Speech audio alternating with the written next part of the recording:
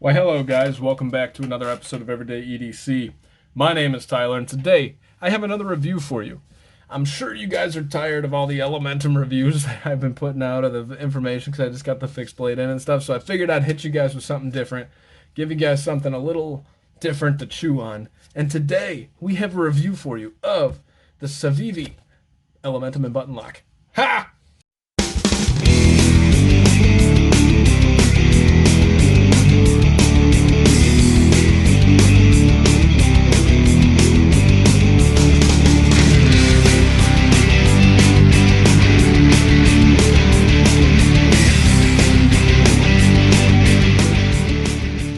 Alright guys, so this is a Civivi Elementum button lock version of the Elementum. This has the shredded carbon fiber with this red acrylic mixed in with it. It actually looks super badass. You know, and every one of them's different. That's the cool thing, is if you look at Metal Complexes, because he had the same color scheme actually, and his is different than this. It's just the way the acrylic kind of falls into the shred. So your knife is always going to be slightly different than somebody else's, despite having the same color scheme. So these edges are pretty well knocked down. I would call them chamfered. They're like a mixture of almost crowned versus chamfered. I don't know if crowning is a thing on scales, but crown being rounded where chamfered kind of being like angular, it almost feels rounded. I can feel a tiny lip here, so they might be crowned. I mean, if they're chamfered, they're chamfered so like it's rounded. These edges are rounded, so it feels really nice. We have a deep carry pocket clip here that carries fairly deep carry and is ambidextrous. We do have some T8, T8, T8, T8 screws with your typical Civivi captive pivot. A much smaller Civivi logo than the original that came out, you know, last year or whatever. This, you guys know I love this. Civivi, keep doing it. We got a carbon fiber backspacer here with a lanyard post. Freaking awesome. One thing I'm going to mention here that I couldn't tell if this was carbon fiber or G10. Now, the reason I say that is because it's layered. Come on, focus. It's layered. You got these like strong lines that are pretty just parallel with the whole thing. And it's not polished like this is. So this isn't as polished as that is. And that's frustrating. I think that's a slight misstep, not a big deal, but they should have polished this if they're going to polish these. And the only reason I know that's carbon fiber is I looked on Knife Center or something and looked through all the description and finally found it on like the 5th website I was trying to find information on their backspacer for. All right, sorry about that, guys. So I'm going to show you now, I'm going to show you how this plunge lock system actually works, because I haven't seen anybody show this yet. So if you guys can see here, and maybe I'll zoom in when I get a chance. Wow, you know what I should do? Let's do this. Let me get you guys a sheet of paper as the background, because I think the camera's not focusing because of the black on black. Got racks on racks on racks. All right. I don't know if that's any better, but. All right, so there's the plunge lock system right there. And one thing to note as we get to the top here is you see the tang on how it's off center. It's not really off center. The way this plunge lock works is that the plunge goes in and it disengages from the tang. So the tang can roll backwards because it's in this slot on that right-hand side. I'll see if I can point to it. And then when it comes back, it's locked up both between the top tang and this bottom little flipper. I would call it like it's where the flipper tab would go. That's not there. You have 2 stop pins. This stop pin here stops it on the way down. This stop pin stops it on the way back. So I'm going to have to take away the light, but I'm going to see if I could show you guys as best as, maybe I can hold it here. I'll show you it. Wow. All right.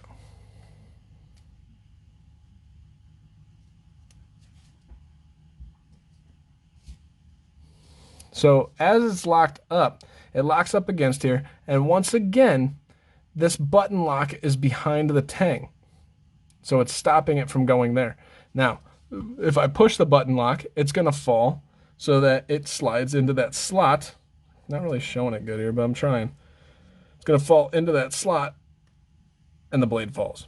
So basically, let's see if I could show you guys like a drawing to make it do better. I didn't plan on doing this, so don't judge this.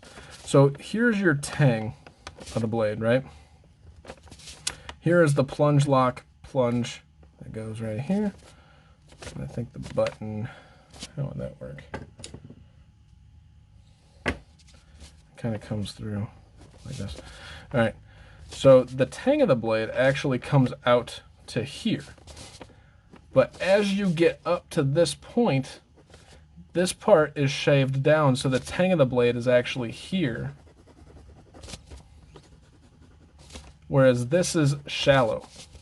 To put that, this drops down on there, and it goes wider here. So the plunge lock, once it disengages out, it's going to come past there and right along this portion here.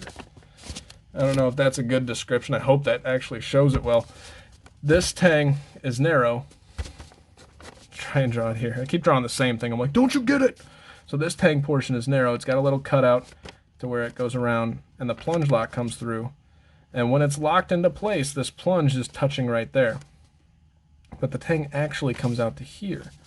So as it comes through, this part is shaved down and basically non-existent. It rides kind of on the bearing there. That's a better way to describe it. So as you push it this way, this comes out and disengages from here, and the whole knife swings freely. So I hope that makes sense. If you guys have questions, let me know. This is my first time trying to really break it down and describe it, but the locking system's slightly different. And the reason it is slightly different, it's not just a plunge locking system, guys. This is a plunge locking system that you cannot open the knife with because of the way that plunge hits that tang right there. You have to disengage it from the tang to get it to go. That's what makes this so unique. It's got 2 stop pins, and everybody's like, well, you can't even do nothing else with it. Well, that's because it was designed like that. Like, it's not like an oops, this is the way it is. No, it was designed for that. So the only way you can open it is the way that they intended. And I personally think that's awesome. I know certain reviewers and stuff, they're like, that's stupid.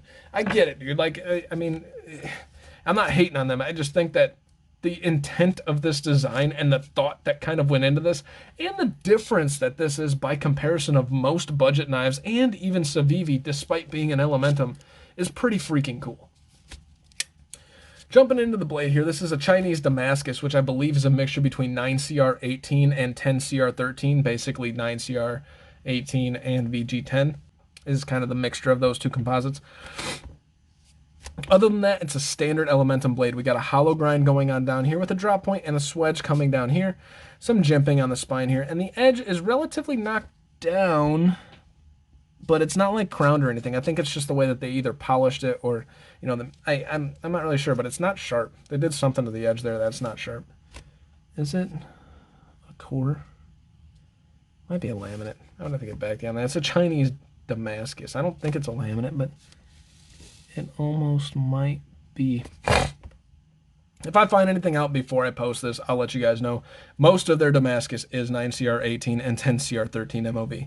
So if that's not the case here, I'll fix this correction. Or somebody please fix it for me. I'm not above that point to say, oh, I'm too cool for that. No, I mean, fix it for me. Let me know in the comments if that's the case. All right, getting on into the guts of this. This thing is pretty darn milled out on the inside. You guys can see all that milling and all the dirt because I haven't cleaned this out. And then there is milling on this side as well.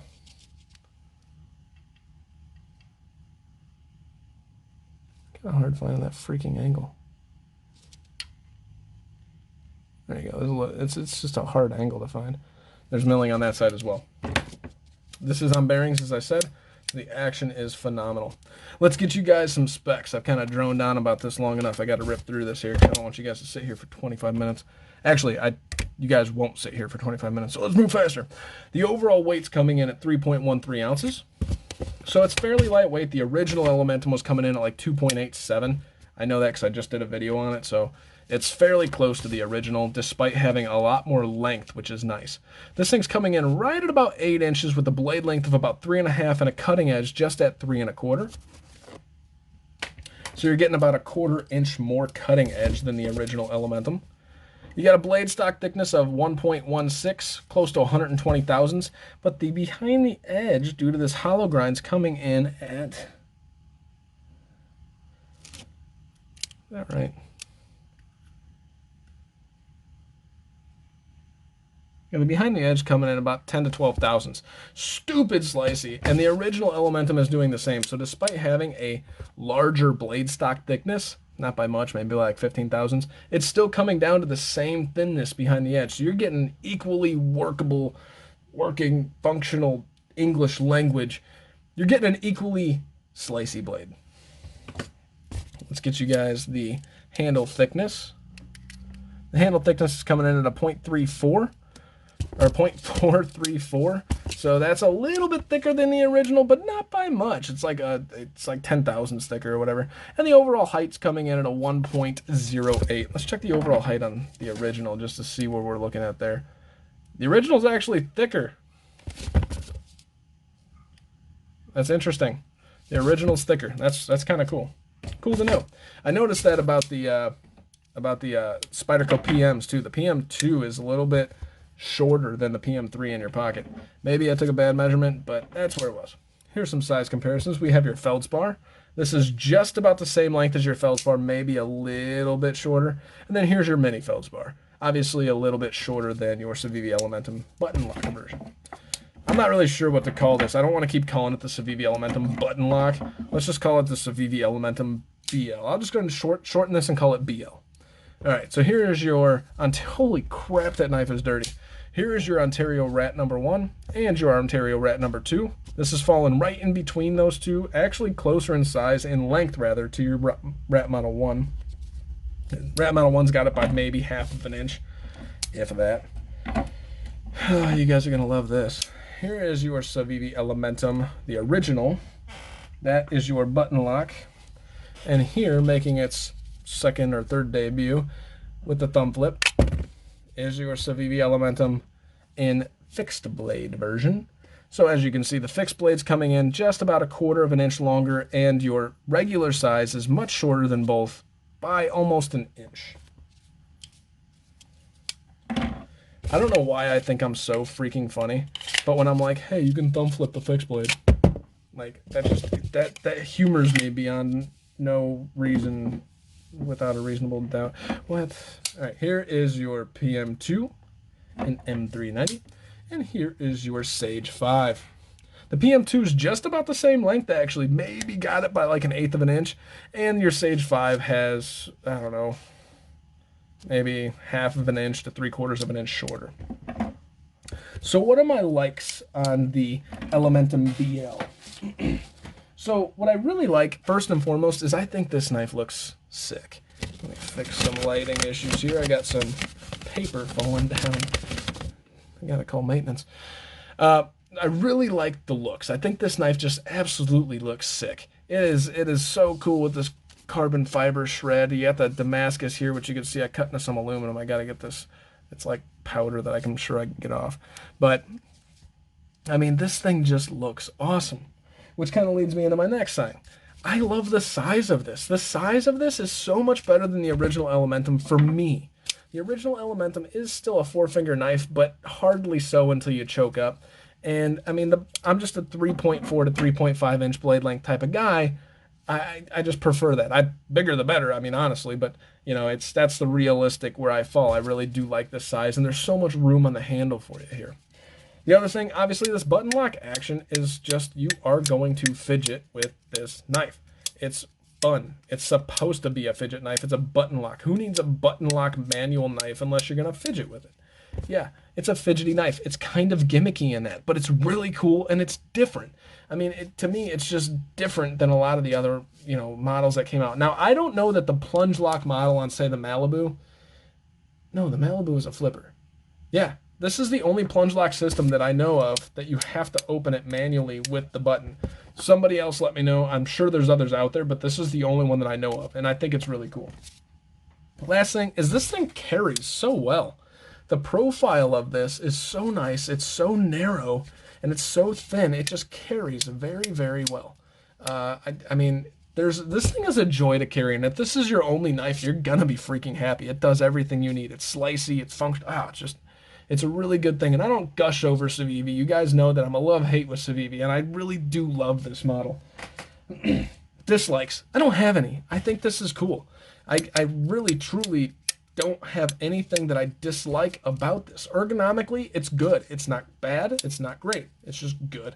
You know, the jimping, everything seems to have a purpose wherever it's at. I love the lanyard post, and it's just, I don't have any complaints whatsoever about this. Wants. The only thing that I could say that I want in this, that my flipper, my thumb opening, you guys see this choke up point?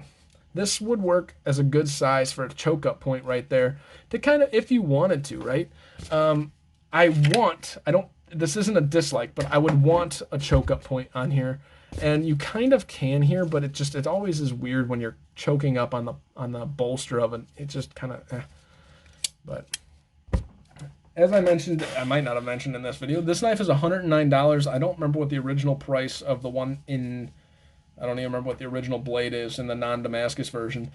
I want to say it's like 90 bucks for the original, plus or minus. This is about 20 bucks more for the carbon fiber gold or carbon fiber shred and the Damascus. And maybe actually, I don't know.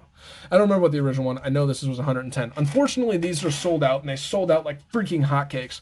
But you will be able to get one. It's not like a limited run, guys. They're going to constantly make these, and you better believe it that they're going to make different versions of these. They're probably going to make an M390 version. Excuse the language, but they're going to capitalize on this because this is a really good model. That is all I got for you guys. I've held you guys way too long. My name is Tyler. This is the Civivi Elementum BL or button lock. You guys stay sharp, stay safe, and have a great freaking day. Thank you so much for watching. Hey guys, thank you so much for watching. This is my Patreon. This is my Instagram, everydayedc_77. We'll do a special shout out to all the Patreons: John K, Sammy, Eggs and Ham, Jason M, Dogtooth, Kaiba, Mickey, Wolf, and Captain Steve. Thank you guys so much for watching. Have a great freaking day.